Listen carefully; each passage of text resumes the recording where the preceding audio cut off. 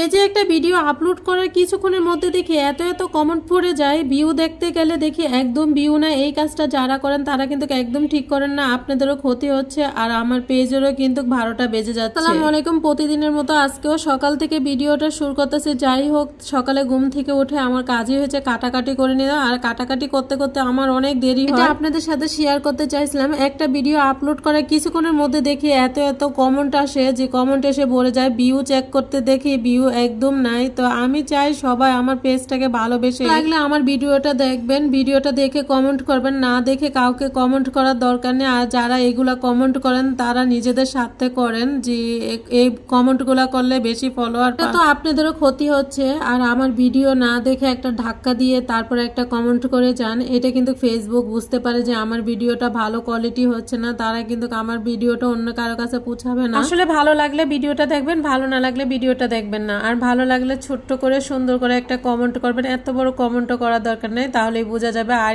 কে কতটুকু ভিডিও দেখতেছে। এটা তো ফেসবুক ঠিকই দেখতেছে। আমি দুপুরে রান্না বান্না করতে কিন্তু চলে আসছি। তো এখানে কিন্তু আমি দেশি মুরগি রান্না করে ফেলছি, আর দেশি মুরগিটা এটা ওই দিন আনছিল, আমি অর্ধেকটা মুরগি রেখে দিছিলাম, এদের জন্য মুরগি রান্না করে নিচ্ছি। আর হয়েছে ছোট ছেলের জন্য তো খাটাই টক কিছু না কিছু রাখতে হয়, তো আমি আজকে আলু দিয়ে খাটাই রান্না করছি, তেঁতুল দিয়ে। এই খাটাটা রান্না করলে কিন্তু খেতে অনেক ভালো লাগে, এভাবে ভাগার দিলে না আমার কাছে খুবই ভালো লাগে। আজকে চুলার পাটটা একটু ময়লা হয়ে রয়েছে, কেন জানি শরীরটা ভালো লাগতেছে না। আর সকালে তো আপা আসে না, আপা যখন কাজ করতে আসে তখন প্রায় 1টা বেজে যায়, এই জন্য একটু ময়লা হয়ে রয়েছে, কেউ কিছু মনে করবেন না। আর এদিকে আমি শুটকি বসাইছি, কিন্তু আমার অনেক বেশি পছন্দের। এখানে আমি ছোট ছোট ডাটা, আসলে আমি যে কোনো শাক কাটি না, ওই শাকগুলা কাটতে আমার 1 থেকে 1.5 ঘন্টা লাগে। এই শাকগুলো আমি 10টা বাজে কাটতে বসছি, আমি 1টা বাজে রান্না বসেছি। আল্লাহ চিন্তা করেন আমার কতক্ষণ লাগছে। ভিডিওটা যদি ভালো লাগে তাহলেই দেখবেন, তাহলে দেখে সুন্দর একটা কমেন্ট করবেন। আর যাদেরকে ভালো লাগে না তাদের কখনো বলি না যে দেখবেন না, আমার পেজটাকে ফলো দেন, এটাও বলি না। তো যাদের ভালো লাগে তারাই ফলো দিবেন, আর ফলো দিয়ে কখনো আনফলো করবেন না। তাহলে এটা যে আপনাদেরও ক্ষতি হচ্ছে আপনারা বুঝতে পারতেছেন না। আমি চাই না কারো ক্ষতি হোক, সবাই আমরা চাই মিলে জিলে কাজ করার জন্য, ঠিক আছে? তো এই জন্য কথাগুলো বললাম, কেউ কোনো রাগ করবেন না, কষ্ট পাবেন না। যাই হোক, কথা বলতে বলতে রান্না হয়ে গেছে। এটাই রান্না করি না কেন, আমি সবসময় বড় পাতিলে বড় কড়াইতে রান্না করি, রান্না করে ছোট ছোট এরকম পাতিলের ভিতরে নিয়ে নিয়ে। আর শুটকি তরকারিটা মাশাআল্লাহ অনেক সুন্দর হয়েছে,